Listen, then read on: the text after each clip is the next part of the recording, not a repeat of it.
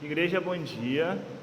Antes de mais nada, é um prazer estar diante de vocês. Sou muito grato ao presbítero pela oportunidade de falar um pouquinho daquilo que tanto Adonias como eu temos vivido durante esses 2 anos.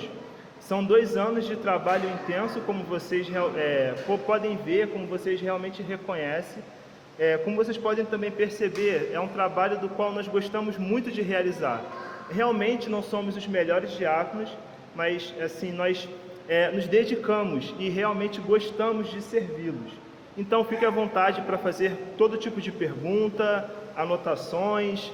Caso tenha ficado alguma dúvida, fiquem à vontade para perguntar. O título do estudo, como vocês podem ver, é Diaconia. O subtítulo seria Amando a Deus e Servindo ao Próximo. Antes de até mesmo definirmos o que viria a ser o diaconato, é necessário estabelecermos o que foi a diaconia, ou seja, o que foi o serviço que Jesus propôs para os seus seguidores.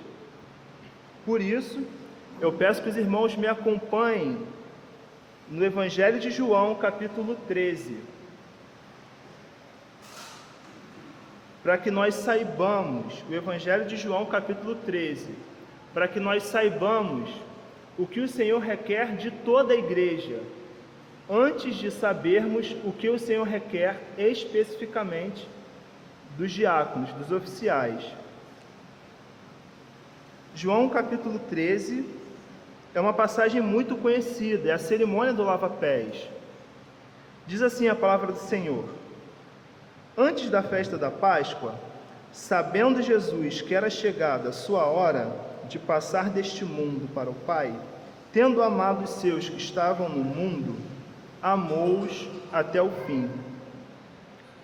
Durante a ceia, tendo o diabo posto no coração de Judas Iscariotes, filho de Simão, que traísse Jesus, sabendo este que o Pai tinha confiado tudo às suas mãos, e que ele tinha vindo de Deus e voltava para Deus, levantou-se da ceia, tirou a vestimenta de cima, pegando uma toalha, cingiu-se com ela. Em seguida, Jesus pôs água numa bacia e começou a lavar os pés dos discípulos e a enxugá-los com a toalha com que estava cingindo. Quando se aproximou de Simão Pedro, este lhe perguntou: Vai lavar os meus pés, Senhor? Jesus respondeu: O que eu faço você não compreende agora, mas vai entender depois. Então Pedro disse: O Senhor nunca lavará os meus pés. Ao que Jesus respondeu: Se eu não lavar, você não terá parte comigo. Então Pedro lhe pediu: Senhor, não somente os pés, mas também as mãos e a cabeça. Jesus respondeu: Quem já se banhou não precisa lavar nada, a não ser os pés, pois quanto ao mais está todo limpo. E vocês estão limpos, mas não todos, pois ele sabia quem era o traidor. Foi por isso que disse: nem todos estão limpos. Meus irmãos, o que você gostaria de estar fazendo poucos minutos antes da sua morte? Parem para pensar. Suponhamos que você foi ao médico e você foi diagnosticado com uma doença severa, um câncer, algo do qual você vai morrer em apenas um dia. Aonde você gostaria de estar? O que você gostaria de estar fazendo? Uns vão falar: Igor, eu gostaria de fazer uma viagem antes, então eu gostaria de pegar meu carro e dirigir estrada fora. Eu não gostaria de morrer junto a familiares, eu gostaria de estar viajando.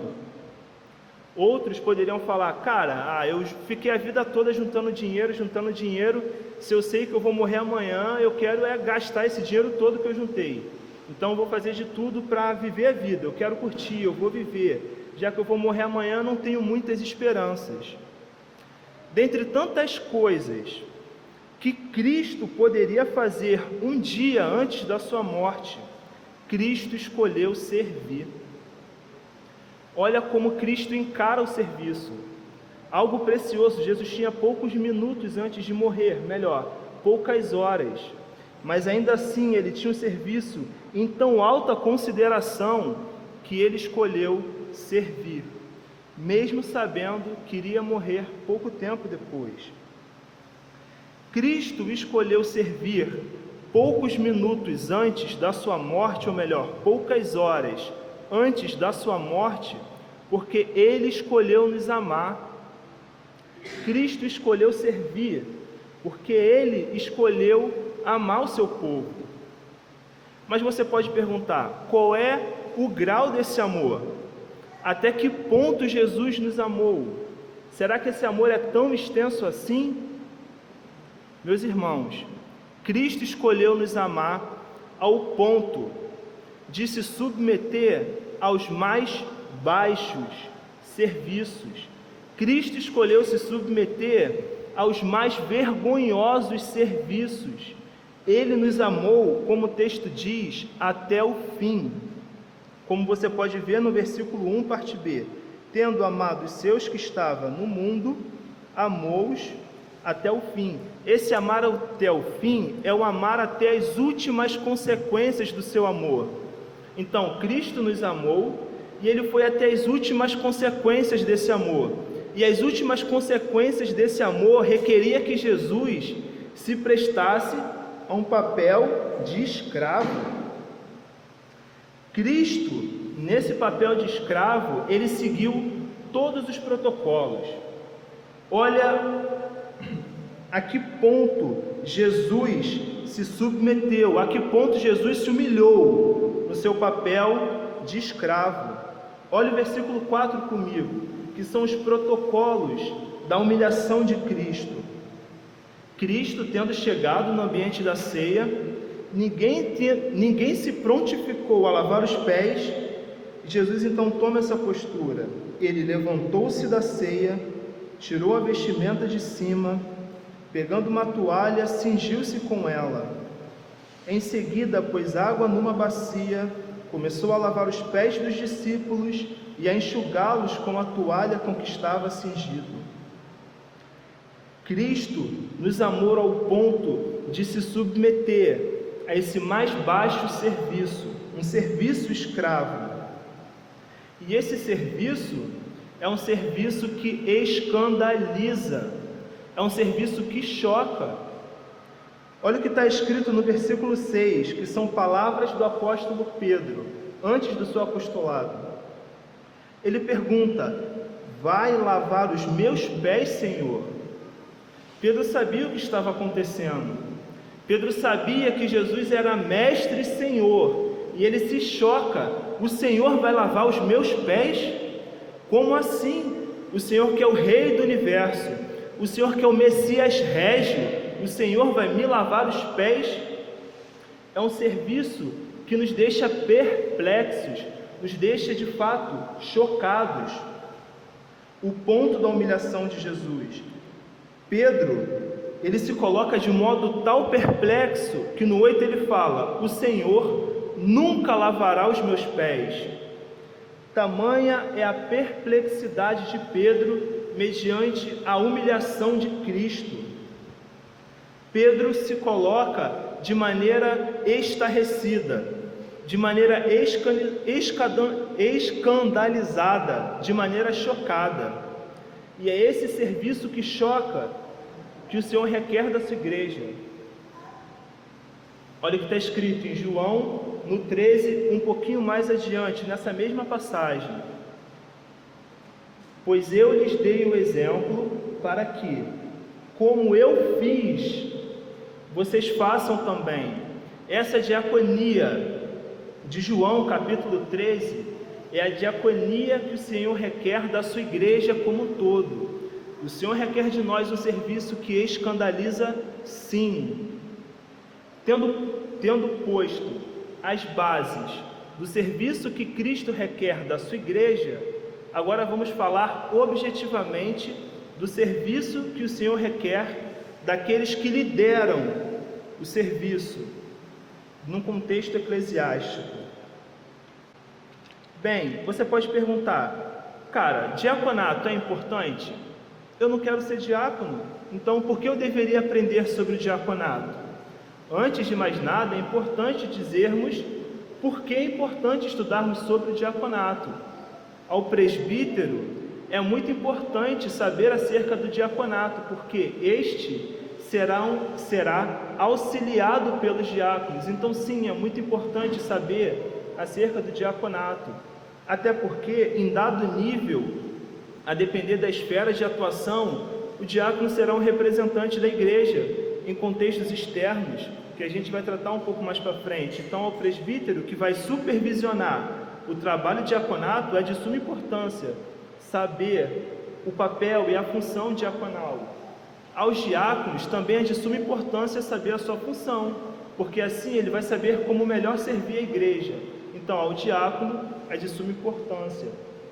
Aos aspirantes ao diaconato, a galerinha aí que a gente se encontra na quinta-feira, é de suma importância saber o trabalho do diácono, porque é isso que vocês vão realizar, caso a igreja aprove a colocação que vocês fizeram. É de suma importância. E aos demais? Aos demais é de suma importância saber o trabalho do diácono, porque vocês, os demais, serão servidos por eles. Então é de suma importância que vocês aprendam, até mesmo para ajudá-los a como melhor servi-los. É muito importante sabermos a respeito do diaconato. Mas antes até mesmo também de definirmos o papel diaconal, é importante limparmos as nossas mentes de contextos anteriores e de marcas que trazemos acerca do diaconato. Como o pastor mesmo disse, as visões acerca do diaconato mudam muito, são muito variáveis. A gente precisa tirar esses conceitos errôneos.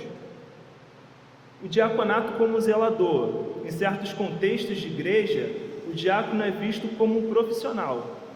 Então, se a pessoa é um pedreiro, ou um marceneiro, ou carpinteiro, se a pessoa é algum profissional na área material, ela já está apta a ser um diácono. Nós vamos ver que isso é uma visão terrível, isso é um erro.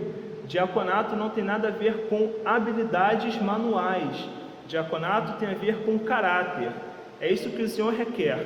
Quando colocamos como crivo habilidade, qualquer um pode ser. E não foi isso que o Senhor estabeleceu. Diáconos como coronéis. Diáconos como coronéis, eu realmente entendo que está longe da nossa realidade, mas existem igrejas dos quais os diáconos são vistos como coronéis. Como assim? Em certas denominações, e não é nenhum tipo de crítica, mas é um apontamento do que é real, os pastores mudam e migram de igreja para igreja, como a Maranata.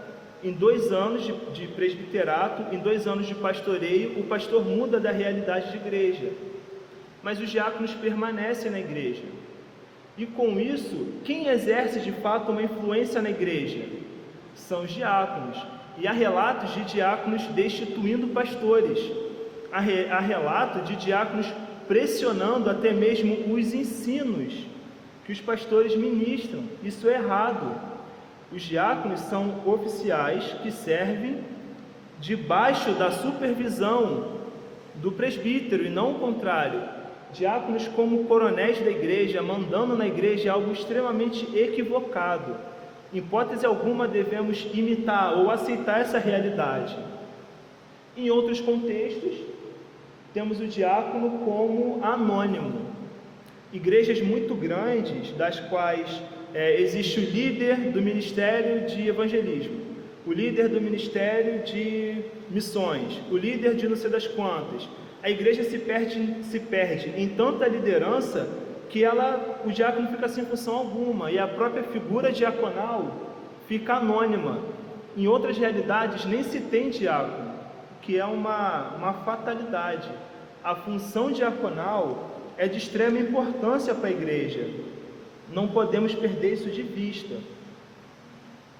Mas então, tendo tirado das nossas mentes visões erradas acerca do diácono, o que viria a ser um diácono? Coloquei ali no slide. Um diácono diácono é uma transliteração do termo grego diakonos, que significa servo. No próprio nome já se encontra a função, a razão de ser daquele que serve. O diácono, ele é um servo, isso que ele é, um servente. Diácono é um servo por natureza. Sim, existem variações de papéis a depender da igreja, mas o Novo Testamento nos dá uma luz clara acerca da função diaconal no seio da igreja. Pode haver também um acúmulo de funções a depender das realidades de igreja, mas o Novo Testamento deixa clara a função diaconal. E o diácono, ele é um servo. Mas qual é a função desse servo? Para que foi instituído, ordenado pelo presbítero esse servo? Esse servo são homens de boa reputação, cheios de sabedoria e do Espírito Santo, que auxiliam os presbíteros locais a ministrarem a palavra.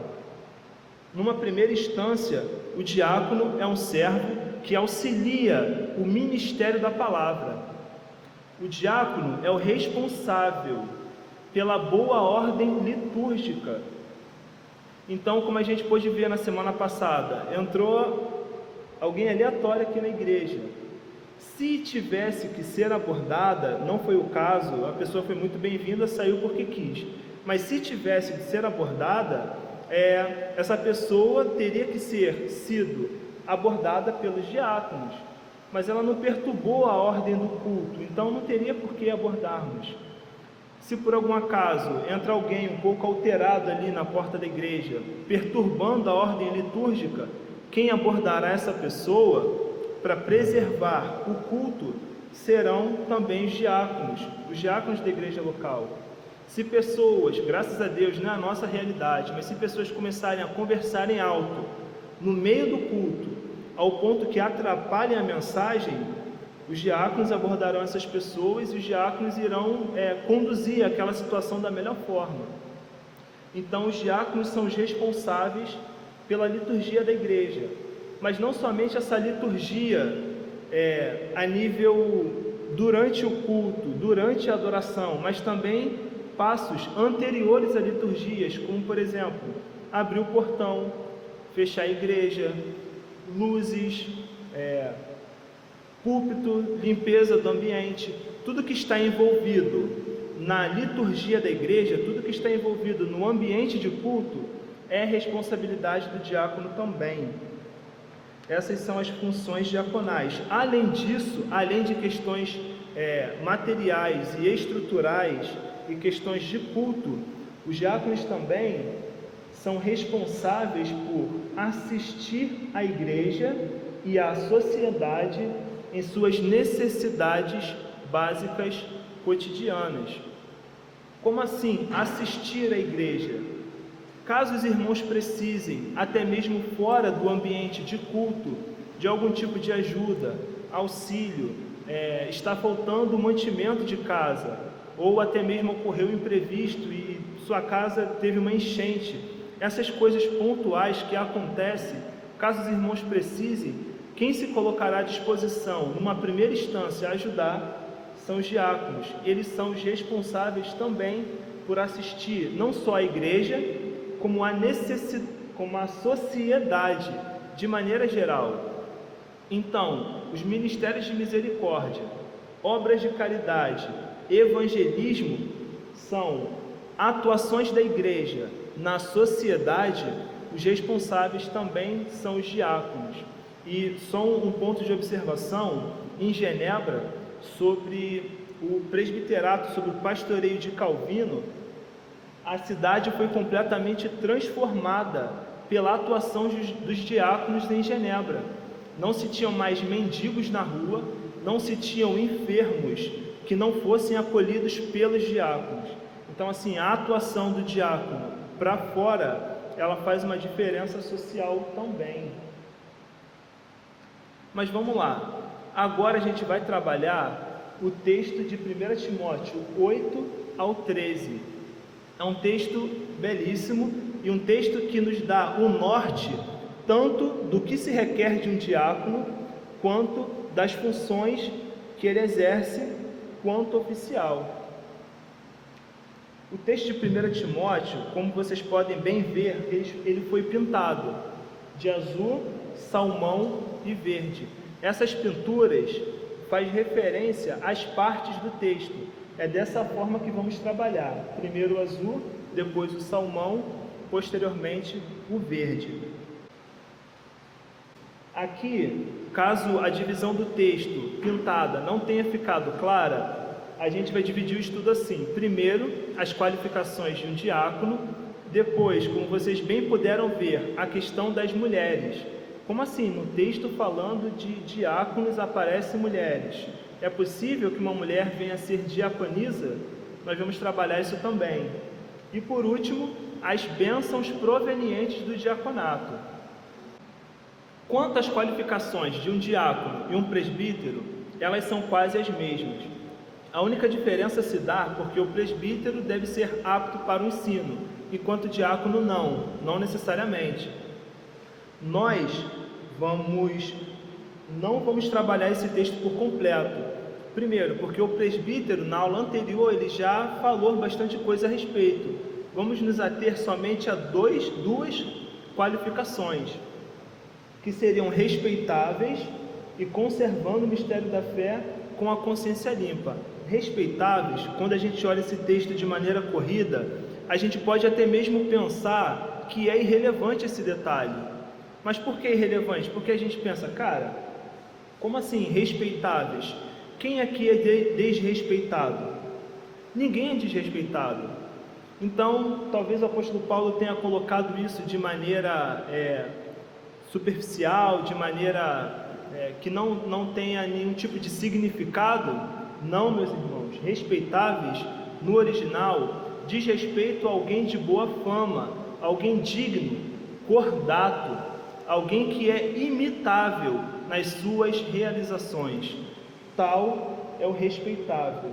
Quanto a conservando o mistério da fé com a consciência limpa, faz referência em um contraponto ao apto para o ensino. Se por um lado o presbítero deve ser apto para o ensino, o diácono deve ser alguém que conserva o mistério da fé, ou seja, alguém que compreende doutrina, alguém que consegue até mesmo dizer os pontos fundamentais do cristianismo com muita clareza. É alguém que entende, não necessariamente ensina. E a consciência limpa faz referência à conduta de vida desse diácono. É a consequência da própria compreensão que o diácono teve a respeito da doutrina. Mas vamos lá, mulheres. É uma questão difícil, sem dúvida, não é uma questão fácil a ser trabalhada, mas nós vamos ver da melhor forma como nós podemos compreender esse mulheres dentro de um texto que fala a respeito do oficialato do diaconato. A Bíblia de Estudo Genebra nos dá 3 possibilidades para que venhamos a traduzir o termo mulheres. A Bíblia de Estudo Genebra vai nos dizer que pode ser tanto diaconisas, existe essa possibilidade, ou esposas de diáconos, também é uma possibilidade do texto, e a última são mulheres auxiliadoras do serviço diaconal, como que o diácono serve e as mulheres auxiliam o serviço diaconal. Mas por que tantas visões acerca desse termo, mulheres? Porque o termo em grego é ginikas, e é um termo dúbio, pode ser tanto mulheres quanto esposas. Por isso que a Genebra nos dá essas 3 possibilidades. Então, o que fizemos aqui? Nós pegamos traduções diferentes para que nós venhamos a comparar as traduções, dessa forma entender como os helenistas, ou seja, os estudiosos em grego, entenderam esse termo dentro do seu contexto. São traduções minimamente consagradas no nosso meio, nós conhecemos essas traduções e a gente precisa entender como eles entenderam. A NTLH entende o termo que está ali em cima, como você pode ver, como esposas dos diáconos, a esposa do diácono, porque existe essa possibilidade. A ARA, tal como a NAA, a Bíblia que a gente usa, entende como mulheres, porque também é possível essa tradução. A NVI entende que o termo é mulheres, no entanto, ela abre uma nota de rodapé e diz que existe a possibilidade de ser tanto diaconisa, essas mulheres, como esposas dos diáconos. Ainda assim, continuamos na dúvida e não sabemos se é esposas dos diáconos, mulheres ou auxiliadoras do serviço diaconal. Mas então o que a gente vai fazer? A gente vai ficar com a dúvida? Claro que não. A gente vai fingir que não leu mulheres no texto? Claro que não. A gente vai pesquisar e ver como a gente pode entender esse mulheres da melhor forma. Para isso, eu peço que os irmãos me acompanhem em Romanos 16. O que a gente vai fazer agora é algo muito comum quando estudamos um texto bíblico. Quando nos deparamos com textos muito difíceis, nós pegamos textos mais fáceis e lançamos luz sobre eles, a fim de melhor entender o que viria a ser aquilo que o texto mais difícil quis dizer de fato. Bem, como vocês podem ver, Romanos 16, capítulo 1, diz assim, recomendo-lhes a nossa irmã Febe, diaconisa na igreja de Cencreia.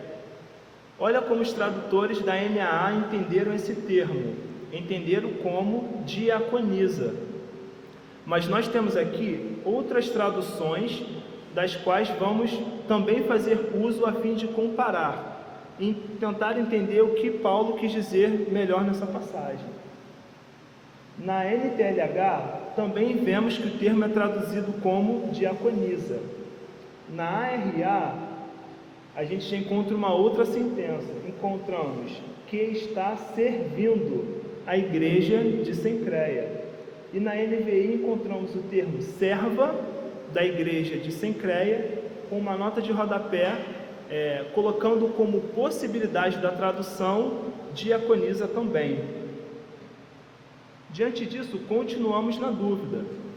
São esposas de diácono, são diaconisas ou auxiliadoras do serviço diaconal?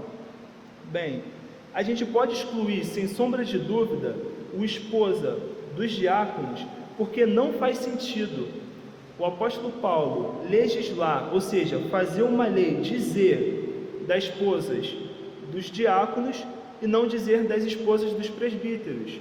Então, essa possibilidade é de pronto excluída. Não se trata de esposas dos diáconos, não. Mas continuamos na dúvida ainda assim. Então, o que vamos fazer? Nós vamos fazer algo que é muito comum na teologia. Quando você se depara com uma dúvida, você começa a trabalhar daquilo que é certo, daquilo que você tem por certo e não tem sombra de dúvida alguma. E o que seria isso? Na Bíblia, como um todo,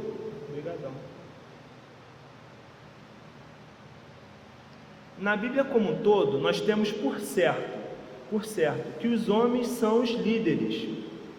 Os homens são os líderes tanto de seus relacionamentos conjugais, como são os líderes da igreja. Não está sobre a mulher a responsabilidade de liderar a igreja, mas sobre os homens. Então, de um lado, os homens são os oficiais, e do outro lado, nós também temos por certo de que o texto fala de mulheres que diaconizam. Então, como vamos harmonizar essas duas realidades? Os homens lideram, mas as mulheres diaconizam. Nós vamos ficar com a terceira alternativa da Genebra, ou seja, são mulheres que servem, mas não como diaconisas, tal qual oficial, mas mulheres que servem, e servem muito, e as nossas cooperadoras servem muito mesmo, mas servem sobre a supervisão de um diácono. Elas auxiliam, como auxiliadoras natas que são, elas auxiliam o serviço diaconal. Dessa forma, nós conseguimos harmonizar melhor tanto esses textos específicos como todo das Escrituras. Talvez essa explicação não tenha te satisfeito muito, mas isso é mais comum do que você pode imaginar. Por exemplo, como lidamos com a natureza de Cristo? Por um lado, nós sabemos, Jesus Cristo é 100% Deus. Isso é algo certo, isso é fatídico, isso é algo factual. Mas do outro, nós sabemos que Jesus era 100% homem. Como você vai harmonizar? Jesus era 50% Deus, 50% homem? Não. Você vai harmonizar dizendo, Jesus era Deus homem. Você harmoniza, quando não tem como juntar, você harmoniza da melhor forma. É assim que fizemos com esse texto, que se refere à diaconia feminina. E daí que surgiu as cooperadoras. São mulheres que servem muito, mas elas auxiliam o serviço diaconal, como tem feito nossa irmã Tamires e a nossa irmã Daina, que se encontra adoentada. E de fato, assim, como na nossa própria tradução, está o termo diaconisa, e a gente não tem problema com isso, não é sobre isso. A gente tem por certo, na nossa igreja local, de que a liderança está sobre o presbítero e o diácono, eles são os oficiais, e a gente não está aqui disputando por nome. A gente só não usa o nome também, a gente usa cooperadora para não causar confusão, ou troca com o termo diácono, e que as pessoas levem as pessoas entender que, então elas são oficiais tal como os homens. Não, por isso fazemos o uso do termo cooperadora, não é uma disputa por nome. Muito obrigado pela fala. E agora, nós nos encontramos na parte mais difícil do texto. Nos últimos versículos, no versículo 13, melhor dizendo, nós vamos ler apenas a parte em negrito, que o apóstolo Paulo diz: aqueles que diaconizarem bem, alcançarão para si mesmo posição de honra e muita ousadia na fé. Na nossa mente fica a dúvida, o que viria a ser posição de honra e muita ousadia na fé? Teólogos bons, eu posso citar, não tem problema nenhum, como o famoso evangelista John Wesley. John Wesley cria, junto com Thomas Cook e Adam Clarke, que é também um famoso erudito britânico, eles criam que posição de honra era que o diácono que diaconizar bem, ele se elevará ao cargo de presbítero. Não vemos dessa forma em hipótese alguma, até porque na Bíblia está estabelecido que o presbítero, ele necessariamente tem que ser apto para o ensino, e o diácono não. Mas se eu disser para os irmãos que o diácono que diaconizar bem, eles vão se elevar ao grau de presbítero, eu vou estar exigindo do diácono que ele seja apto para o ensino, sendo que a Bíblia não estabelece isso. Eu estaria errando, estaremos pecando, estaremos indo além daquilo que das Escrituras estabelece. E por outro lado, o que viria a ser muita ousadia na fé? Muita ousadia na fé seria fazer por fé o que nunca foi feito anteriormente? Creio que não também. Nesse sentido, continuamos na dúvida, mas há um jovem em Jerusalém que nos faz entender melhor o que Paulo quis dizer com posição de honra e muita ousadia. Agora eu vou pedir para os irmãos para que, por favor, contemplem essa obra. Olhem, prestem bastante atenção. Obrigado. Pedi até para o Caio desligar a luz, para a gente enxergar com clareza o que viria a ser posição de honra e muita ousadia. Talvez, de onde vocês estão, vocês não consigam enxergar a beleza da obra, mas é uma obra de Rembrandt. O título da obra é O Martírio de Santo Estevão. Não sei se os irmãos conseguiram acompanhar, mas aquele ali, o nome dele é Rembrandt. Ele é o próprio pintor da obra. Rembrandt tinha por característica, e pode continuar olhando para a obra, eu não ligo não. O pintor Rembrandt, ele tinha por característica ele mesmo se retratar nos quadros que pintava. E ali nós encontramos ele.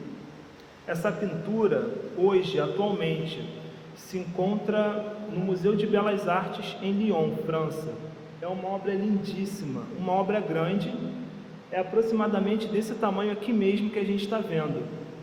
É 1 metro por 1 metro e pouco, é realmente grande a obra. Se a gente for parar para pensar na época, onde não se existia tecelagem tão desenvolvida, uma obra desse tamanho é algo caro, é algo precioso.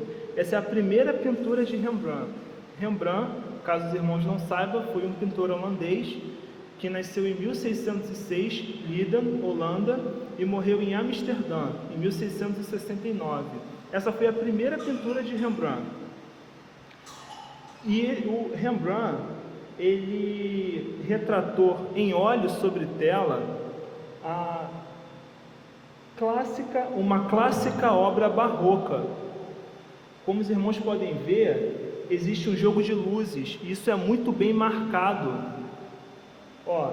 Se vocês repararem, tem quase que uma faixa de luz em meio às faixas de trevas, que são nas pontas, tanto no canto superior quanto nesse canto inferior aqui. Isso é um retrato, é uma característica do barroco, que foi a época que Rembrandt vivia.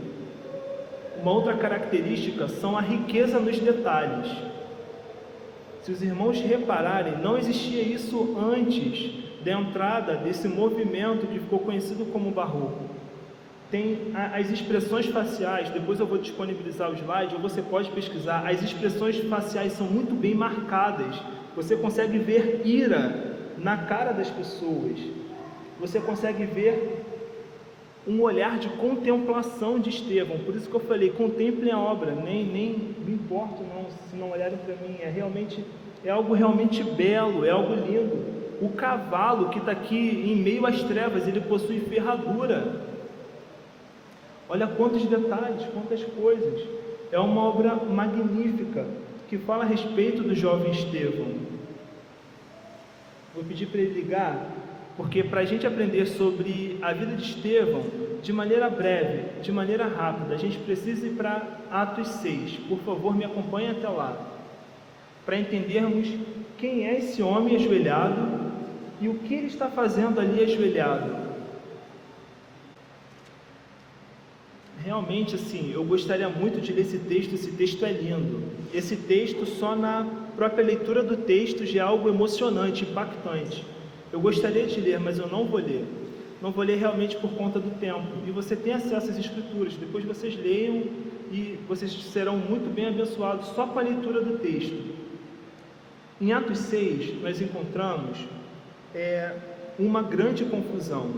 Encontramos cristãos, judeus, helenistas, contendendo, murmurando contra cristãos, judeus, hebreus. E essa contenda era tão forte, tão acirrada, que quando vamos estudando o texto, nós percebemos que poderia haver um racha na igreja, logo nos seus anos iniciais. Olha que coisa séria. Talvez hoje nós teríamos cristãos gregos e cristãos judeus de maneira distintas e separadas. Olha quão grave seria para a história da igreja se dividir logo em momentos iniciais.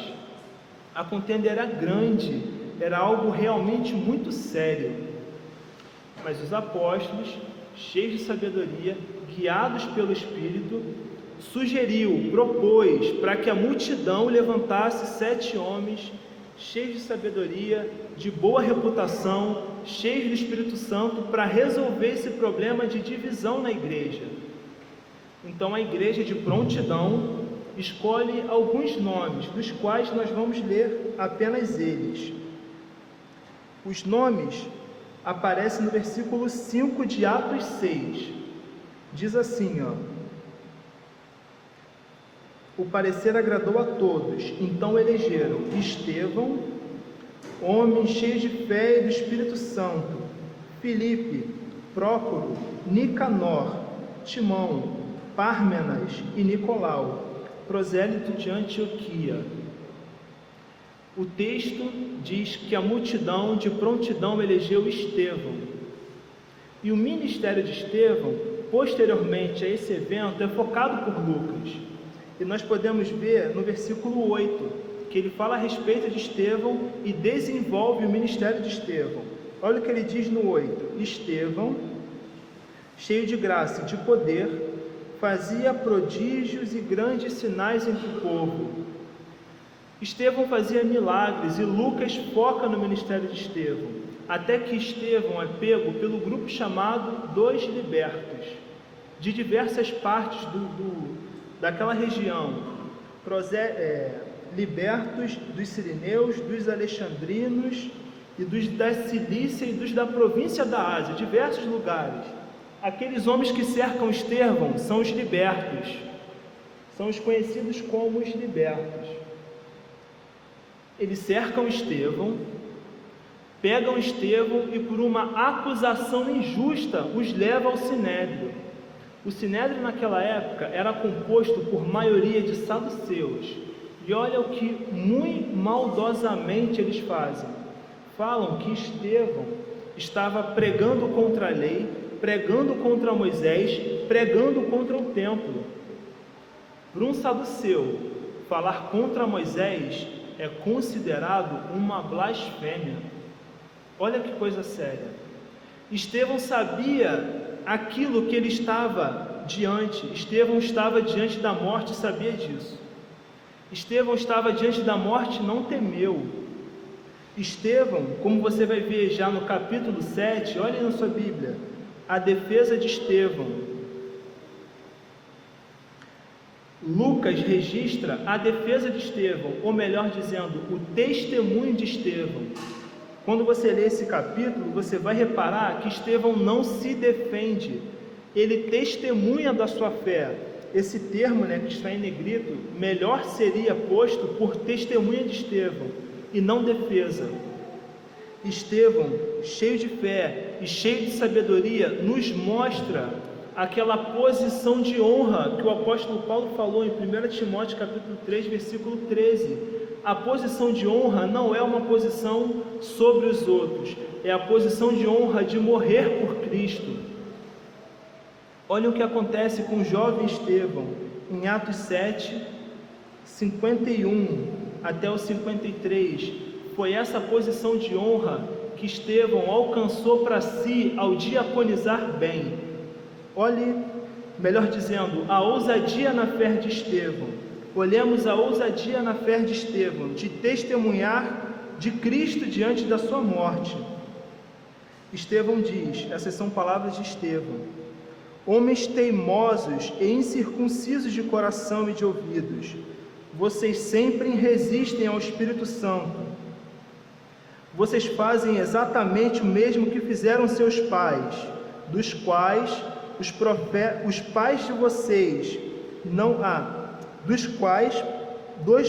quais dois profetas os pais de vocês não perseguiram? Eles mataram os que anteriormente anunciaram a vida do justo, do qual vocês agora se tornaram traidores e assassinos.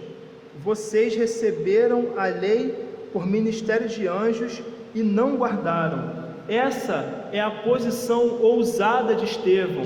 Ele testemunha diante da morte. Estevão não teme, ele testemunha diante da morte com muita ousadia. E olha a posição de honra que Estevão consegue no 45. Me acompanhem no texto, por favor. Ao ouvirem isto, ficaram com o coração cheio de raiva, rangiram os dentes contra ele. Mas Estevão, cheio do Espírito Santo, fitou os olhos no céu e viu a glória de Deus. E Jesus, que estava à direita de Deus, então disse: eis que vejo os céus abertos e o Filho do Homem em pé à direita de Deus. E eles, porém, gritando bem alto, taparam os ouvidos e, unânimes, avançaram contra ele, expulsando-o da cidade, o apedrejaram. As testemunhas deixaram as capas deles aos pés de Saulo. Enquanto o apedrejavam, Estevão orava dizendo: Senhor Jesus, recebe o meu espírito. Então, ajoelhando-se, gritou bem alto: Senhor, não os condene por causa deste pecado. E depois que ele disse isso, morreu. Essa foi a ousadia na fé de Estevão, a ousadia de testemunhar diante da morte. Essa foi a ousadia, e a posição de honra de Estevão foi morrer ao testemunhar a respeito de Cristo, ao ser um bom diácono e diaconizar bem. Isso que Estevão alcançou para si mesmo. Essa foi a posição de honra, a honra de morrer por Jesus. E para finalizar, talvez os irmãos... volta aí, por favor. Talvez os irmãos não tenham percebido, mas olha esse rapaz aqui. Aquele rapaz que eu apontei ali no slide, ele é o jovem Saulo. E Saulo, tendo presenciado a cena do martírio de Estevão, ele nunca esqueceu desse assassinato, ele nunca se esqueceu de Estevão. E a prova disso está em Atos, capítulo 22. Nós vamos ler do 17 ao 20. Paulo nunca mais se esqueceu de Estevão. E diz assim a palavra do Senhor. É o testemunho de Paulo. Quando voltei para Jerusalém, enquanto orava no templo, sobreveio-me um êxtase. E vi o Senhor. Ele me disse: ande logo e saia imediatamente de Jerusalém, porque não aceitarão seu testemunho a meu respeito. Eu respondi: Senhor, eles bem sabem que eu ia de sinagoga em sinagoga, prendendo e açoitando os que criam em ti. Quando se derramava o sangue de Estevão, tua testemunha, eu também estava presente e consentia nisso, e até guardei as capas dos que o matavam. Ali estava Paulo diante de Estevão, um testemunho que ele nunca mais esqueceu. E posteriormente Paulo escreve a respeito do diaconato como algo caro. Quando lemos a carta de 1 Timóteo, o peso que Paulo dá sobre o diaconato, em muito se dá também por ter presenciado a vida e o testemunho de Estevão. Agora sim. Bem, vamos fazer a conclusão com a revisão dos pontos.